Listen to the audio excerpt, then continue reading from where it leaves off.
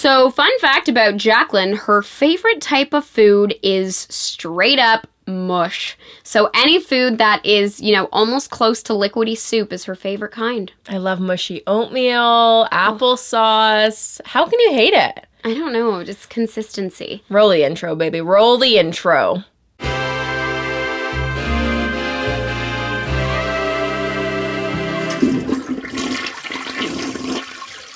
Well, that definitely is very true. How can you even like oatmeal? Why are you judging me? I like oatmeal, but I'm sorry for judging you.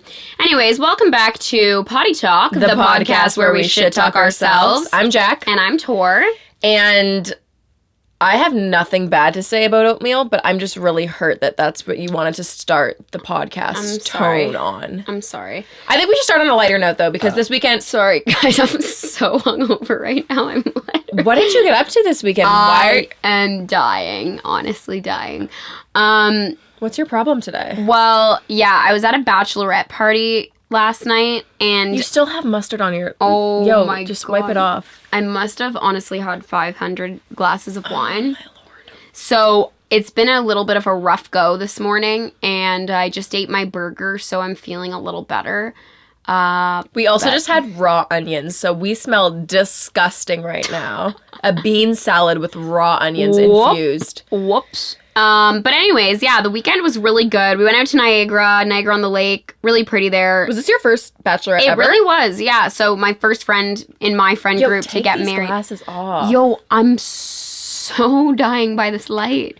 Okay, so... I hate those. Okay. And anyways, yeah, first bachelorette ever. It's weird that when your friends get married. It's super strange. Like, I'm so excited for them, and I feel like it's such an awesome, like, chapter. But it's really weird when you get to that stage in life, You're like, wow, I'm really growing up. My friends are getting married. Do you feel pressure that, like, you need to be on a similar timeline? Not really. I've always maintained that I would want to, like, get married a little younger and, like, have kids when I'm still, like, in full activity mode and can handle them.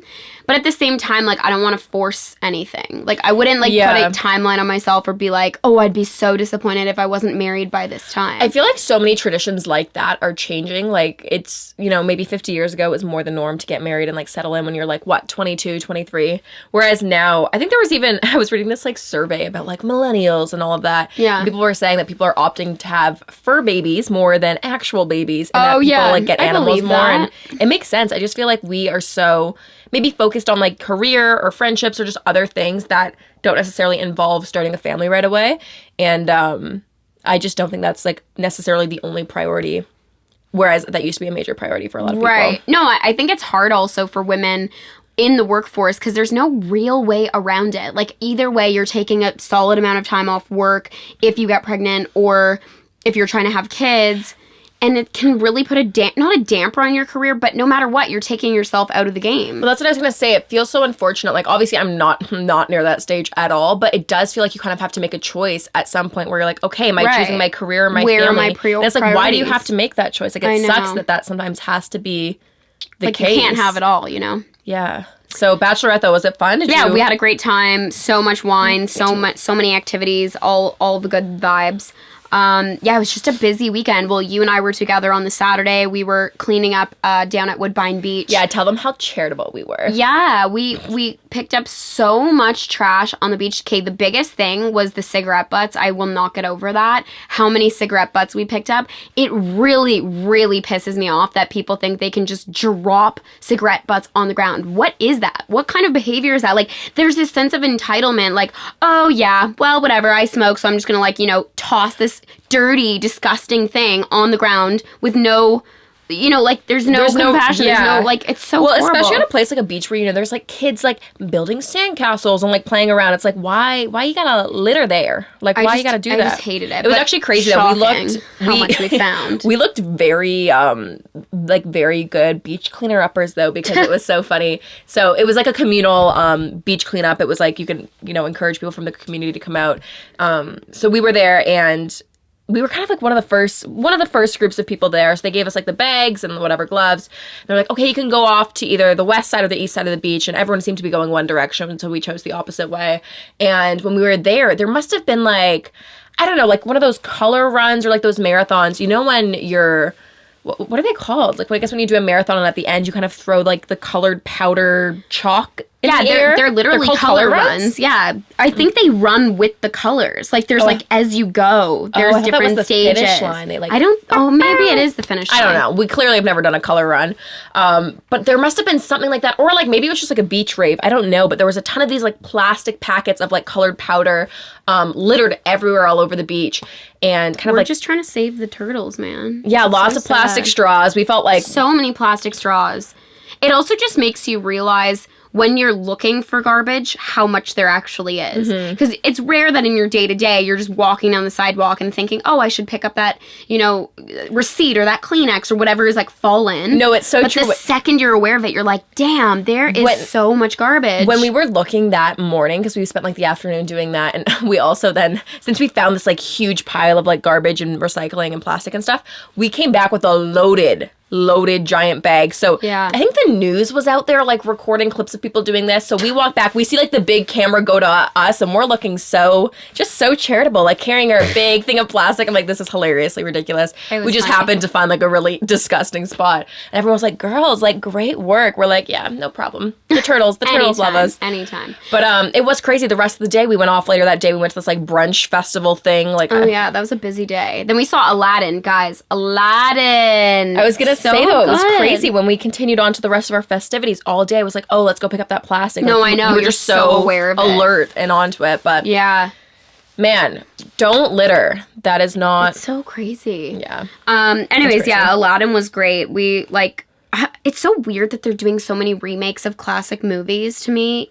With real humans. I feel like everything good has been done before, so it's like you might as well just go back and make it better. I guess so. Like, I feel like everything original has been done already. There is no original idea anymore. So that makes me sad. Upgrading what already exists. Yeah. I don't know. It's so. It was good. I liked it. Isn't the lead of that a Toronto actor? Oh, I didn't know if she was from Canada. No, the guy who plays Aladdin. Oh, amazing. I'm pretty sure he's like a local, because it was like a huge search to find the Aladdin, and they couldn't find it. And they found, I don't even know his name. That's awful. What would be like your dream princess role, like if you could play one princess Disney character? Well, growing up as a kid, like, you know how you could go to Disney and like get those princess like outfits? Yeah. Oh, okay. Actually, this reminds me of something. You're going to appreciate this story. So I'm actually traumatized of Ferris wheels. I absolutely hate them. Interesting. So it must have been the first time we were on a family vacation. We went to California Adventure. Is that what it's called? Yeah. The Disney, like, other half of it? Yeah. And at California Adventure, there's this giant, like, Mickey Ferris wheel. But it's not just a regular Ferris wheel in the sense that it just has, like, little carts, at pivot points around the wheel. No. There are little carts that are also on, like, a little track that is on the wheel. So as the Ferris wheel rotates, your cart is actually swinging and moving. I don't like that. It's not stationary on, like, a pole. Right. So you're, like, whoosh, moving crazy, and it obviously is a huge Ferris wheel. And I must have been maybe like, I think I was in grade 3. So how old are you in grade 3? Like 11? Yeah. I was like a kid. And I had never been more traumatized in my life than when my family made us all go on this Ferris wheel. And I was screaming. And I think our door, I have this distinct memory of the door being like kind of not properly shut in the cage. So like you could kind of like stick your foot out, and I was like getting freaked out, and then my brother was just annoying me. He's like, Jaclyn, look at this like huge gap in the door. And I'm like, Harrison, stop. Like, I'm so scared. And then when you're on a Ferris wheel, you're there for the whole rotation. Like, you can't. Sometimes it just goes on way too long. Yeah. So I was like sobbing, like hysterically crying. And my mom felt so bad after. And she's normally not one to like be like, oh, how can I make it up to you? But she really did feel so bad. So she's like, Jaclyn, I know you've been wanting like a princess dress from Disney your whole life. And they used to be like expensive back in the day. Like, it wasn't something that I would. $200 or at least $100. Yeah. And my mom's like, Jaclyn, let's go pick out a princess dress. She wanted to just get me to stop crying because I couldn't stop crying. So I went out and picked like one of my first princess dresses, and I picked out the Belle princess dress. Like, like the yellow one that's nice and big. So you still resonate with Belle. So I definitely have a special place in my heart for that. But then beyond that, I've always been actually a Jasmine girl because I love that she had a little belly top. Interesting. That was my least favorite. Are you kidding? Oh, yeah. I've always loved a crop top even since, 05. Wow. What about you? What was your like princess of choice? Oh, Ariel, obviously. Really? Yeah. Look at this stuff. Isn't it neat? You could be a Disney princess. My collection's complete. Yeah, I love it. I hate that you have a good singing voice. That actually offends me. I always felt very aligned with her because she was one with the water, and I always thought her red hair was so beautiful. Yeah, I've actually never seen you swim. I do have a little bit of a weird I would say limp leg when I swim, and by that I mean that I swim mostly with my right leg. You can just go in a circle? And I go mostly kick with my right leg, so my left leg I really struggle to swim at a very fast pace because I've never actually quite swam properly. So that is a fun fact. Oh my goodness. However, beyond that, I loved her red hair. She was always like so bold. Liked her singing voice the best. Like, there was many things. And then also, like... I feel like I don't remember that movie. The freaking crab whom I love. Flounder. Yeah. I feel like I actually have, like, not a lot of memories from these Disney movies. Even though I grew up watching them. I also thought the prince in that movie was hottie. Hot. Ariel never did it for me. I definitely resonated with Aladdin. And then, honestly, second to that would probably be Cinderella. Ugh. That's such a classic. Like, whatever. That's why I think Ariel's my favorite, because she's the most unique. Snow White. I didn't love Snow White. I liked Belle because she was like book smart. Yeah, I liked she's Belle. So intelligent. I always thought Belle was good. But I also did like the story that she fell in love with her captor. Like, that just didn't resonate even as a child. Right. And I always thought he was scary, right? So it's kind of weird.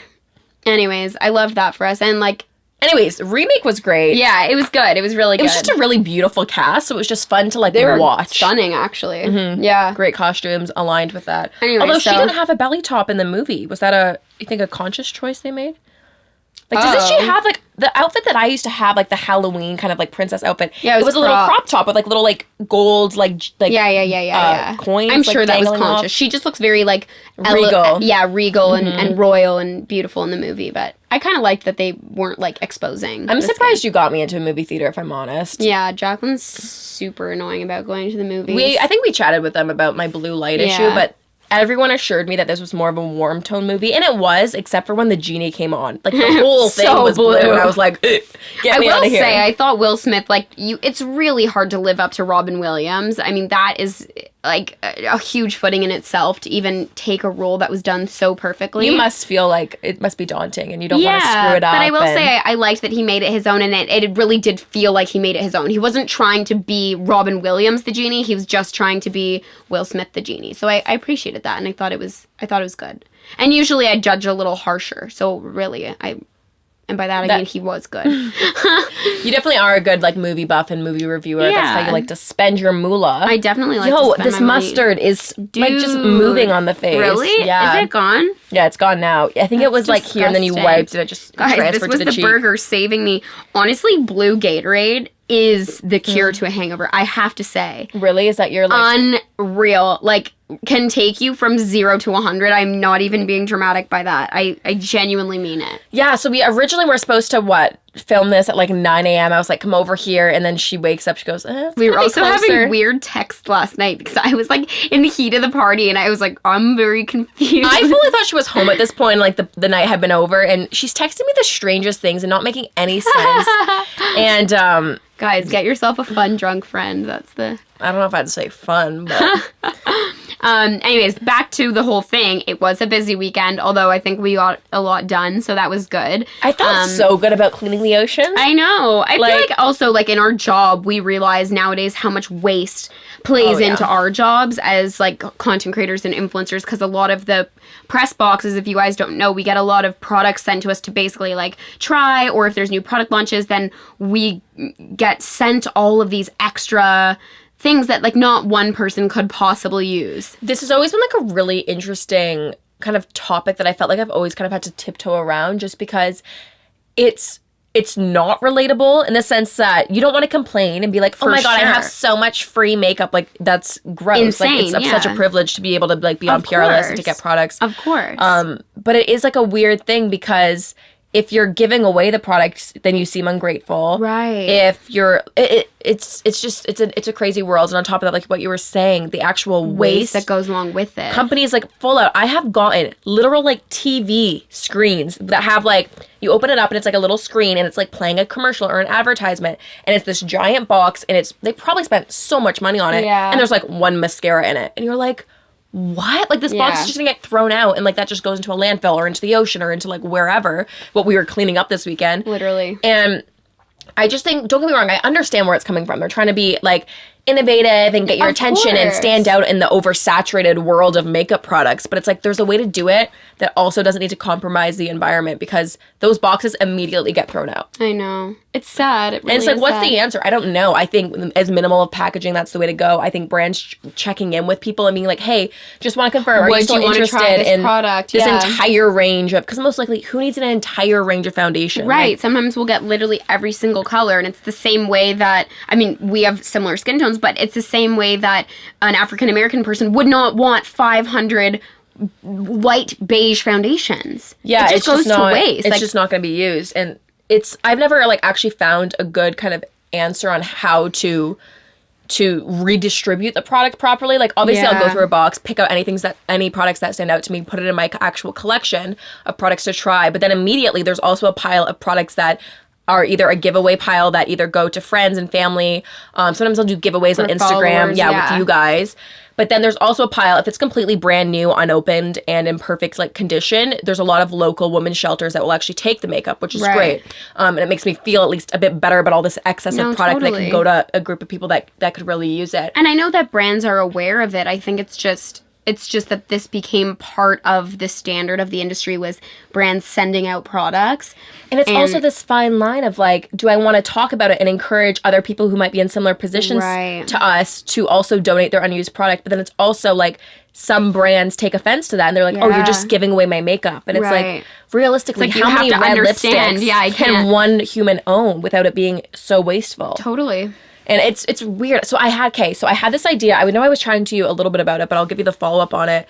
So basically, this summer, I was planning to do like a charity makeup sale. One of my friends, Adeline Morin, actually, she had an amazing, successful charity makeup sale in LA. Yeah. And she had a bunch of her other friends who also are in the same industry donate products, and she encouraged her followers to come out, buy the product, and all the money made would be donated to a charity. Right. So I was chatting to her about it. I was like, yo, that's such a good idea. Like, it's kind of like a double win. You're getting all this product to your actual audience, Right. and then the money is also being double, like, given back and donated. Yeah.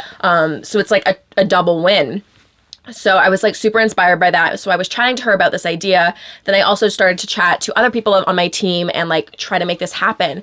And then it became this whole thing. I was going to host one here in Toronto, and it started to become, I don't want to say like too corporate, but also there are a lot of loopholes and like legalities that come into Technically play. make it illegal, right? To, like, that come into resale. play when you're selling Resell, product. yeah. And then also when you are saying, oh, it's for a charity, you actually technically have to get that charity on board. Right. If you like are using their name in Yes, the of advertising, course. which makes sense.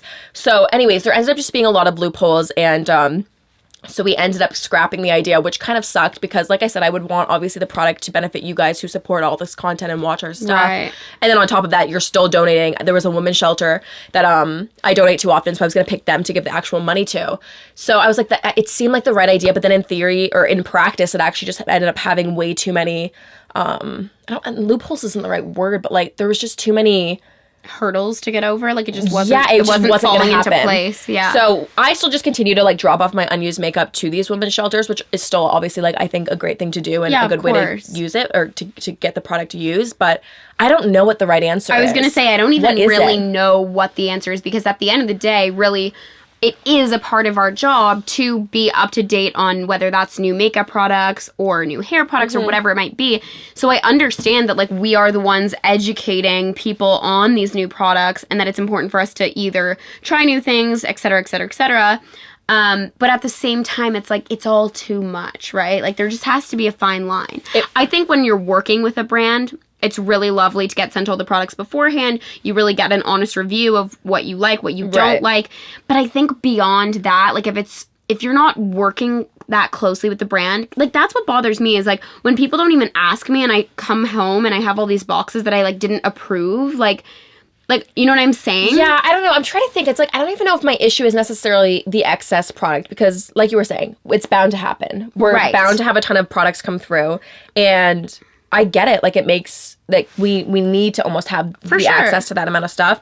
But my issue is the actual way that brands choose to distribute it. When, Totally. like, one mascara is coming in a literal, Yeah. like, plastic box with, like, sparkles. And then, like, Yeah. there's, like, literal glitter, which is, I know it's not biodegradable. It's not made of, like, seaweed or anything that can actually No, for compost. sure. And then there's, like, these little, like, frilly, like, it's like all the extra stuff, which I agree. they're just trying to make their product look good, and I get their perspective. But from our side, when you have 20 boxes to open, you don't care about that plastic confetti that's in there. Not only that, like also... And it's just, it goes into the garbage. Let your product speak for itself. True. You don't have... Yeah. You know what I'm saying? Like, if you're saying your mascara is as good as it is... it shouldn't matter if it's in a pretty bow or if it's literally in a in a cardboard box. I agree. So let your product speak for itself. If it's really that amazing, it will be reviewed accordingly. No, exactly. You know what I mean? Exactly. If you're reliant on all these excessive sparkly things to make it shine or to make it stand out, it's like you're trying too hard. I agree. And I have to say, I have noticed there has been a lot of even major key like playing brands that have consciously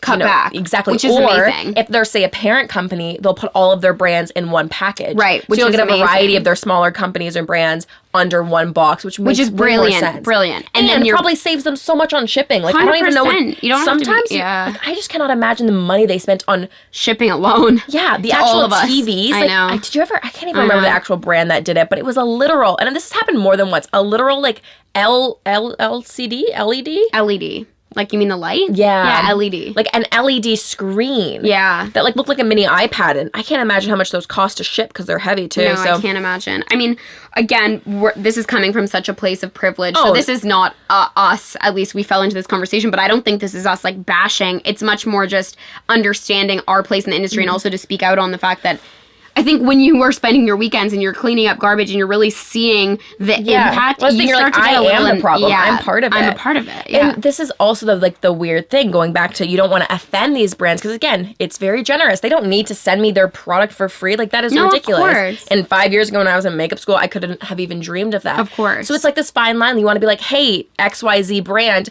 love these products, would love to still continue to test them out. But anyway, like, when you send it, you can just send it in literally like a bubble wrap bag, not one of those giant like PR boxes, you know? And so it's this fine line. Like, you want to be vocal about your concerns, but you also don't want to be too harsh or like blacklist yourself or whatever people want to say. But I do have to say, I have noticed lots of brands. One brand I do want to give a shout out to is actually Smashbox. They did this really cool incentive where they sent an entire range of foundation. Yeah. And they had a note in it and they said, hey, we know obviously you're not going to need all these shades of foundation. We wanted you to have them all, pick them out, test them out, whichever ones you don't use or don't think you'll be able to use. Send back. Yeah, we attached a return shipping label. So just send it back to us and we'll donate the products on your behalf. I thought that was really cool, and it was logical. We just need made more sense. like that, more brands like that. Yeah, I agree. And when brands do things like that, it's more of an incentive for me to talk about it because I know I went on Instagram stories that day and I was like, hey brands, like here, hey Smashbox. This was such a great initiative. Exactly. Yeah, no, it's really true. I don't understand why more brands aren't doing it, but at least we are seeing some. Yeah, totally. And it's interesting because I think there are obviously a lot of pros to our job. That is one of the cons. Mm-hmm. Can you think of any other things you would say about like being an influencer or a creator that you would say is like a bit negative? Do you like the name influencer? Do you ever say that? I've never. Don't. Hey, I'm an influencer. I don't say content creator or like, you know, I literally just say I make YouTube videos. Yeah. What's your job? I make YouTube videos because that's like literally all, like that's what I do. Yeah, yeah.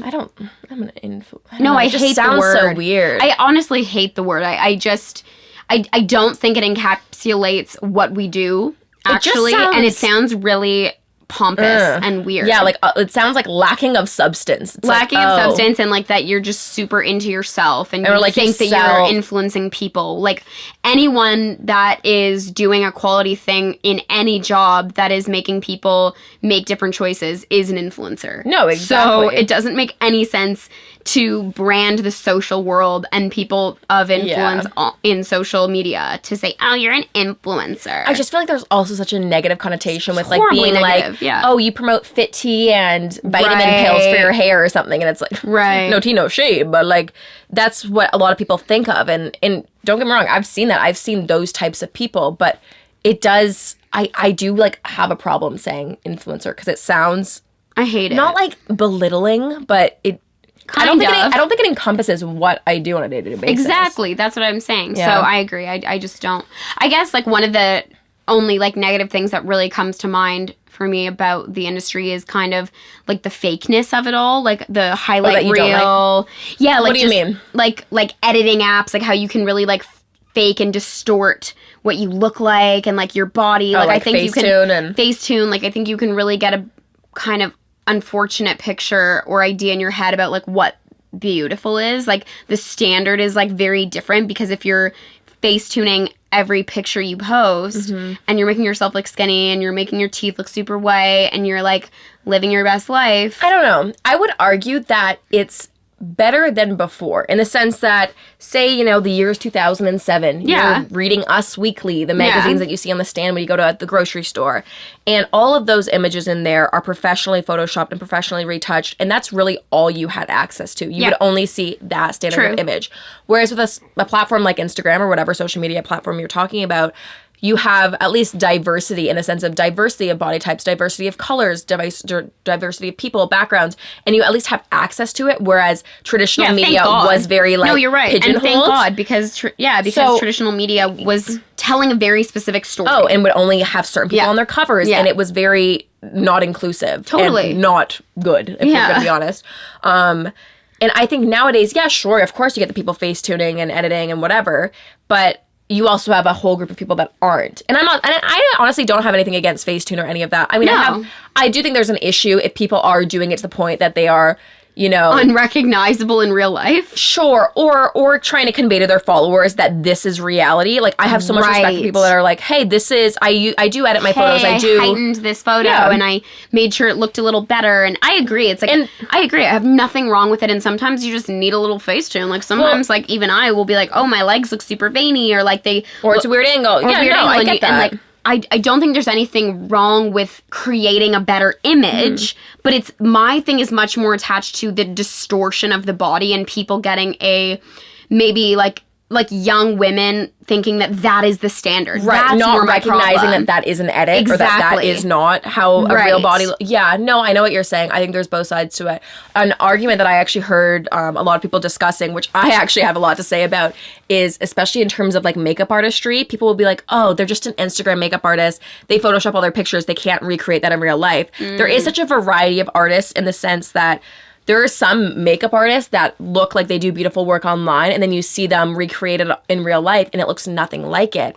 But it's like, a lot of people will be like, oh, that's bad, then they're not an artist. I'm like, that's not true. They're good at taking great photos. They're good at editing their photos. And that's part of it, And that's totally a certain skill set. It's totally a part Whereas of it. there's other makeup artists that actually do beautiful work in real life, and they can't take a good picture of it to save their lives. Yeah. So it's just a different type of art, and I don't think one is good or one is bad. I agree. But I do agree. I think it's important to be vocal if you are, like, editing your photos a ton, or even like there's instances when I say I'm doing a makeup look, I take a picture of it and the colors aren't popping as much as they actually are in real life. So I'll go in and enhance the colors a bit. Right. And I don't think and the thing is, Facetune has such a bad, again, connotation nowadays.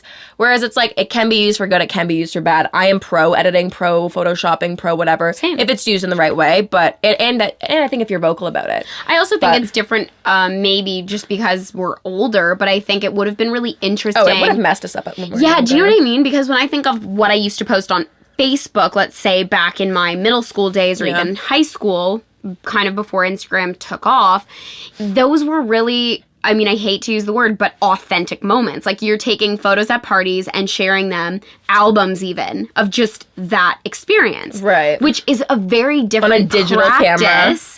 A very different practice than what we do now on Instagram, where every single photo gets thought. Every photo gets attention. Whereas Facebook, it was much more, here's 20 photos I took at my 16th birthday. Let me share it in this album called 16th Birthday. Yeah. None of them are edited. They're just being uploaded from my camera.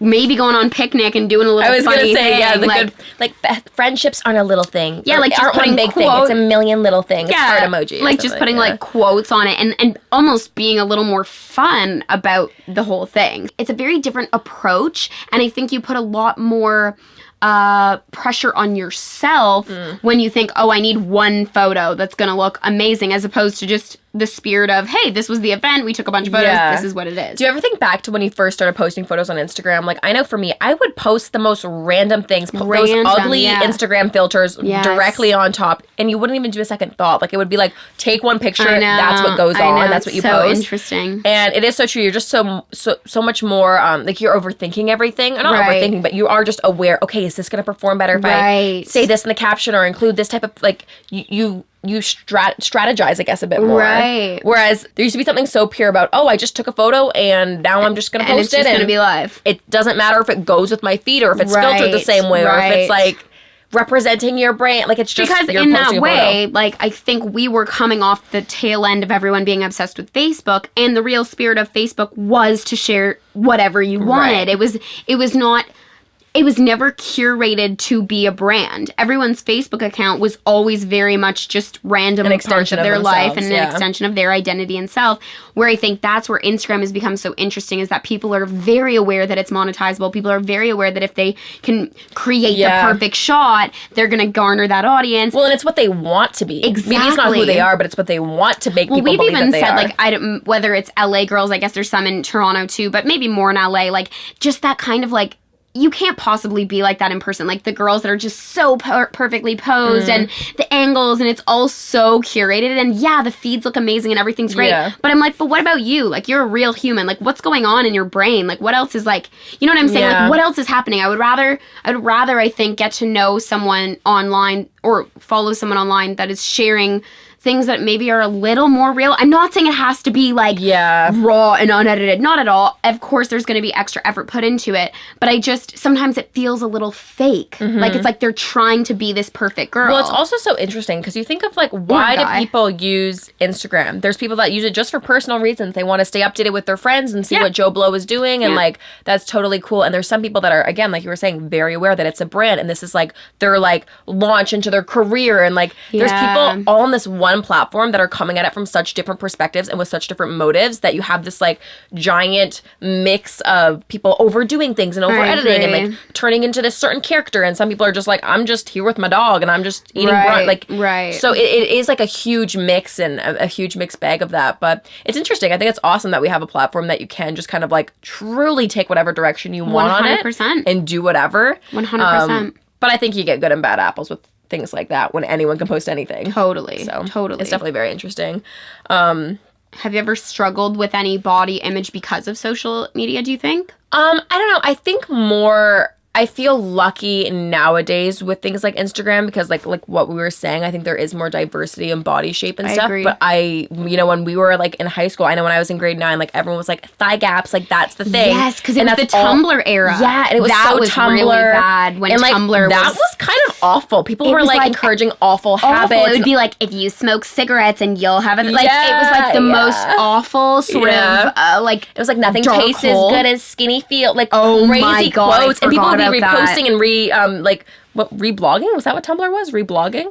Yo, Tumblr days were crazy. Reblogging, yeah. I'm pretty sure it's reblog. But no, I think there was definitely, and I think that came off of the whole, like, tail end, though, of, like, the whole traditional media promoting a very specific view of beauty. Yeah. And that just, like, bled out into us at that time. And what's crazy is that those skinny thigh gap people, like, were infamous on Tumblr. Like, we all, as a society, or as a demographic. At the time, that was very trendy to have that type of body. We gave them so much attention. Yeah. And we're saying, yeah, you're right, you look amazing. And it's like, well, why are we promoting that as the perfect body? No, and that's the thing. Like, I think, like, there's a huge difference between, like, that just being someone's natural body type and then that promoting unhealthy behaviors to achieve that when it shouldn't be something attainable for your body type. I'm sure in no way ever in my life will I ever have a thigh gap based on the fact that I have a big butt. And, like, that's something that I've always had to come to terms with and understand. Well, you grew up being a dancer and being athletic. Yeah, but you're around these skinny girls and you think, well, that can't just be the only version of pretty. Yeah, and I think that's the beauty of modern day, though. It's like, people are like, yeah, that is beautiful, but so is X, Y, and Z. Exactly. And it just feels... I love a full body queen. Like, I just love to see what I see when I go onto the street. Like, I don't want the magazines or the media or whatever to look like just this one type of thing. I want it to be reflective of what I see in my everyday life. 100%. So I see this type of body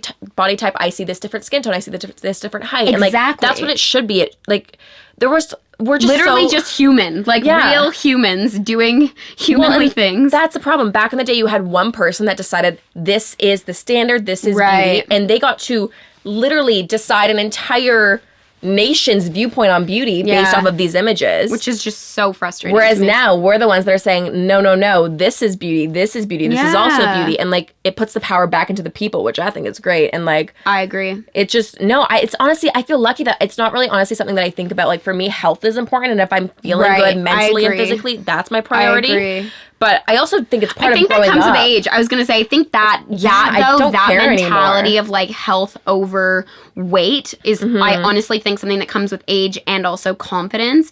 Because if I think back to 5 years ago, I don't know that I would have been, as confident. Maybe, but Do you think it though is like that's the whole thing? Not nature versus nurture, but like, is it the timing or is it like your growth as a human? exactly, I don't Is it know. the age of Instagram giving you more perspective? Because I remember when Tumblr was like popping off and that was the thing. I definitely was very not concerned, but it was top of mind for me, for sure. Yeah. It's something I would consciously think about. Oh, wow, maybe I should be skinnier. Oh, wow, maybe I should not eat that. Or maybe I should be really healthy. And that's so crazy. which is so sad to think back. It's exhausting, and you think, like, it's also ironic because I think as I've gotten older and as I've had boyfriends and gone through those stages of life, you really realize no one cares. Like, no one is as invested in that like extra 5 pounds than you. Like, you're truly the only one. Like, I've never had Adam, for example, my boyfriend, be like,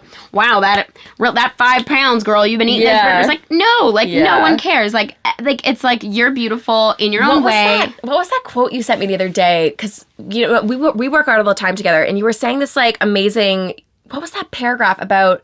That whole 5 pounds is like the 5 pounds the extra your happiness or you going out or you not worrying about. Yeah, the 5 pounds, that extra 5 to 10 pounds that everyone always, the classic. I just want to lose 5 pounds. Just like 10 more pounds for 5 summer. or 10 pounds for summer. Girl, you look fine. But it was funny, like the quote was basically saying those 5 to 10 pounds is your happiness and it is your life, because that's the Sunday night wine with your best friends. That's the birthday cake that you eat. That's the, whatever it is, the burger that you treat yourself to when you've had a long day. Whatever your like happy thing is that you get in a social setting from food.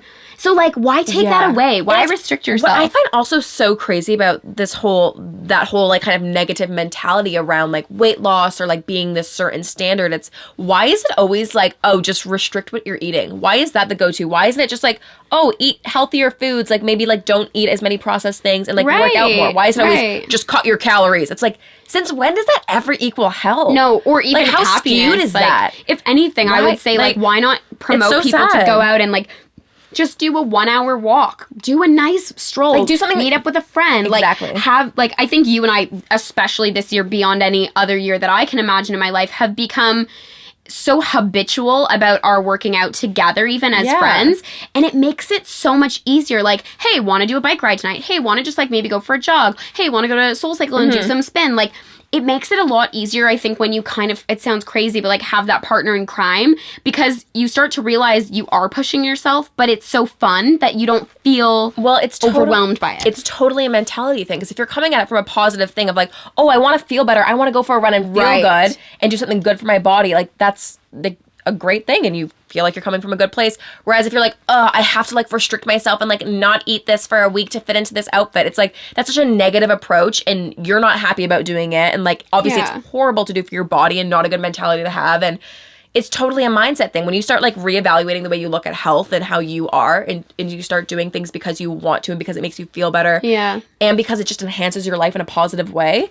Like, I think that's totally just a shift in mindset. And that is what I think, though, is the benefit of having things like social media. There's a lot of spaces that promote that. Whether you want to Google 5 tips to live a more healthy lifestyle. And like, there's so many different communities now that you can kind of go to and learn from. Nice, versus just having one voice saying, all of these, is how you do it. Yeah, or this encouraging negative behaviors. This is how Oprah lost 50, like that type of thing. Yeah, totally. So there's just so much more, like, I think, education and like proper research that can be done, because there's so much information out there. Which is amazing. So I think it's a good thing. I think overall it's a good thing. Of course, you're going to have outliers of those people that are like ridiculously face-tuning their body and like promoting this unrealistic look, but I think overall, I think you're right. And it's becoming more positive. Good to have variety. I think whenever you start to censor something and say, well, it only has to be unedited pictures, well, that's a problem too. Like, it is art at the end of the day. Photos are art. Like, totally. Since when can you censor art? So it's a whole gray area, but I think it is. Ultimately, as a person, if you're coming at it from a good place and what you're putting out there is that people are. Well, I would say that it's roses and thorns time. Yeah, that was a lot of goodness we were talking about, the positivity of the way the times have changed. You know? Okay, some good things about today, though. Oh. Rose. Oh, I know a good thing. Okay. A rose is that I made a great grilled cheese before this. You did. And it just was like golden brown, cooked to perfection. You actually did cook it really nicely. Another rose is... Something good. I always panic. I wasn't like thinking about this at all today. Maybe the fact that our Instagram is kind of live for Poddy Talk. Oh, now. yeah. We officially, again, this might be confusing in terms of timeline because they're listening to this probably course. delayed. Yeah. But we officially announced to everyone that we're doing a podcast and everyone's been like really sweet Really and like nice. really That was a supportive. rose, and yeah. It's always just, it feels good to have people that like truly are coming from a good place and I like agree. supporting Wishing you. you well. Yeah. And then a thorn about today.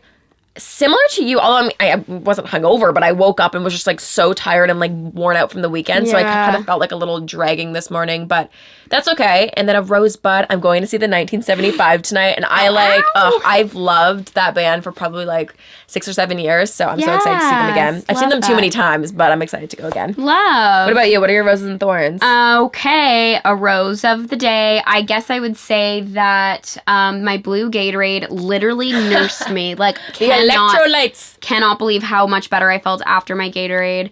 Another rose, the burger that also nursed me back. Uber Eats. Was it Uber Eats I or Uber Foodora? Eats my burger. Yeah, it was Uber Eats.